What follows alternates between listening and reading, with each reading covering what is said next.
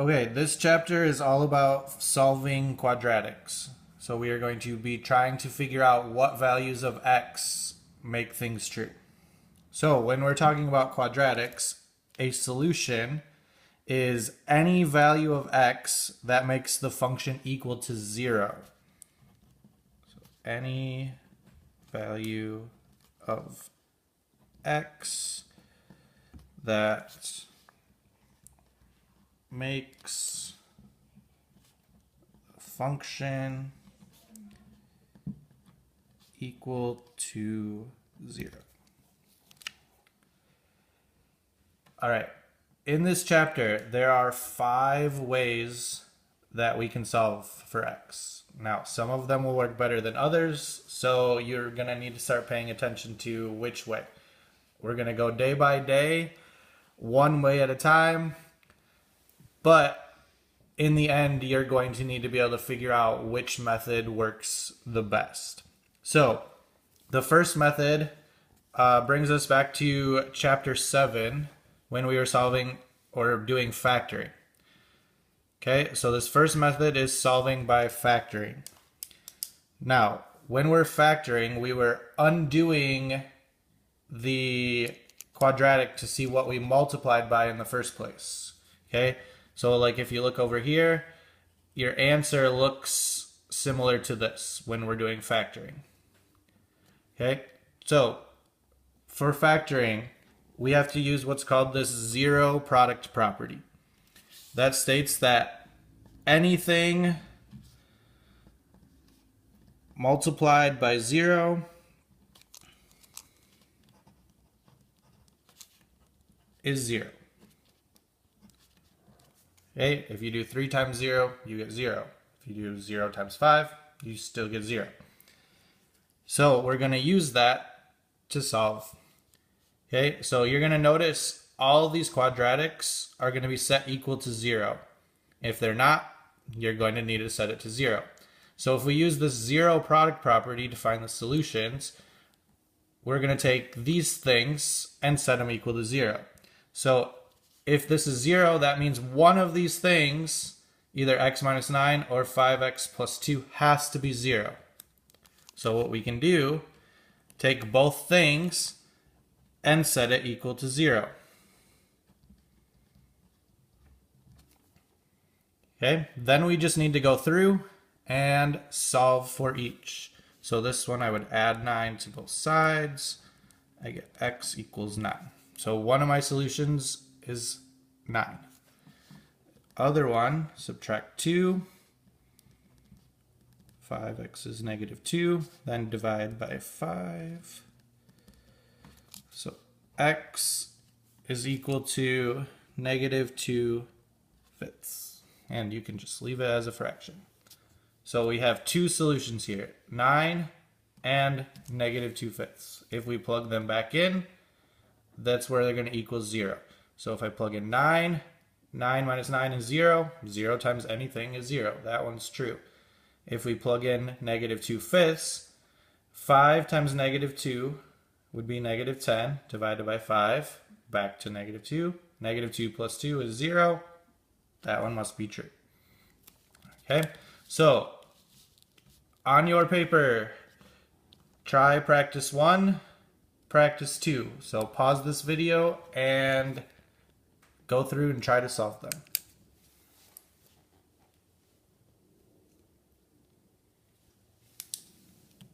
Okay, so for practice 1, it's already factored out, so we just need to set each thing equal to 0. So 2x minus 1 is 0, x plus 3 is 0. Again, solve, so add 1 to both sides. You get 2x equals 1, divide by 2. So x is equal to 1/2. And for the other one, subtract 3. So x is just equal to negative 3. So for practice 1, you should have got 1/2 and negative 3.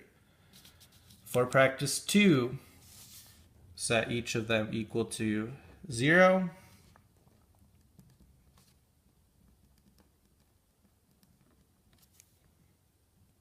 Okay, solve for x. So 2x is negative 3, divided by 2, x is equal to negative 3 over 2. Again, you can just leave it as a fraction, even if it's improper. For the other, add 1. I get 3x equals 1. Divide by 3. X is equal to 1/3. So my solutions, x is negative 3 over 2, and x equals 1/3. All right, next example. It's asking us to use factoring to solve x squared plus 9x plus 20. Okay, it's already set to equal 0. Again, if it's not, then you're going to need to do that. So now we have to remember what we did in chapter 7, and we got to figure out how to turn what looks like this back into what we had in the previous problem.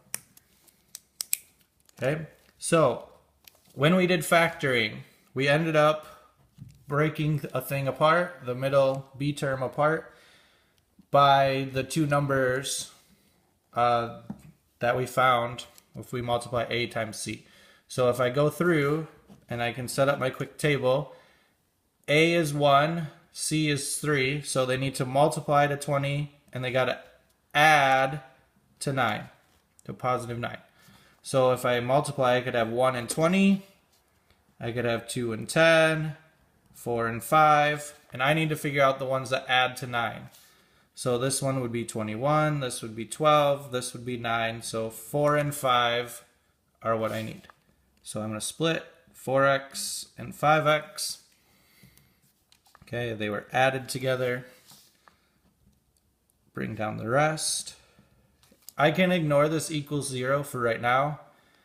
That wasn't part of our factoring. I'll need that again when I start to find the solutions.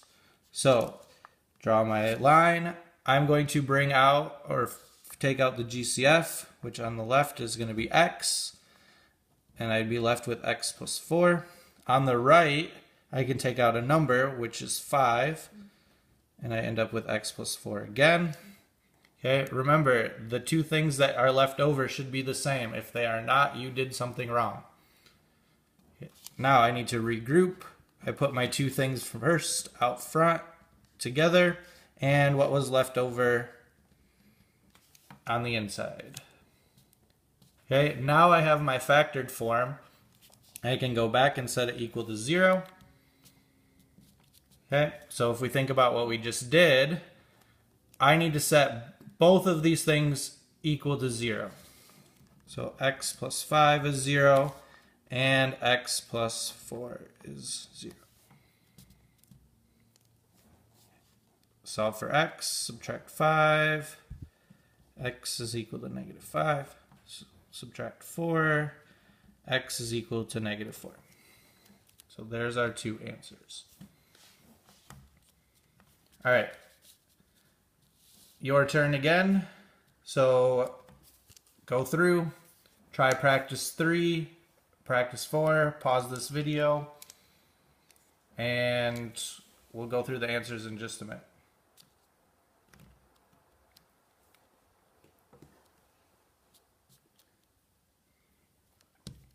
All right, last example.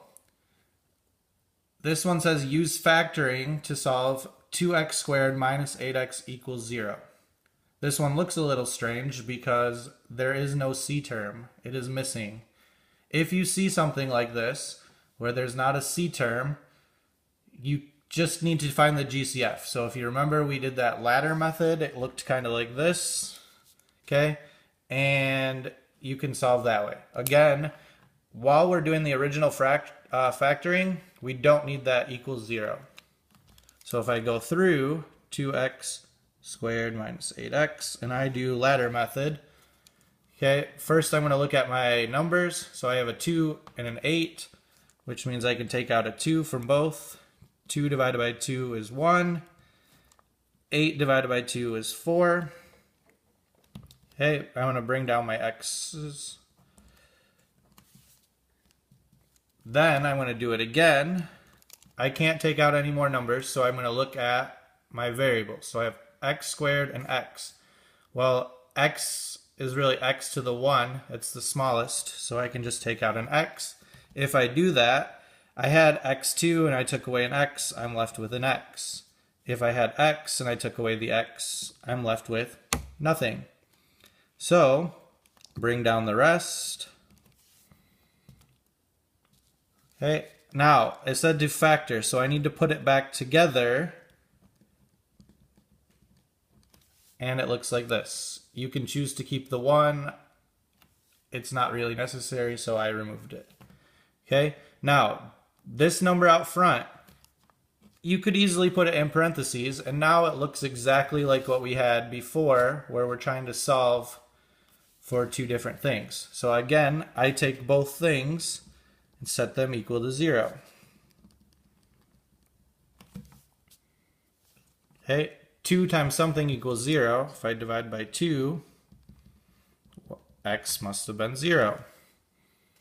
Here I had x minus 4 is 0, so if I add 4 to figure out x, x must be equal to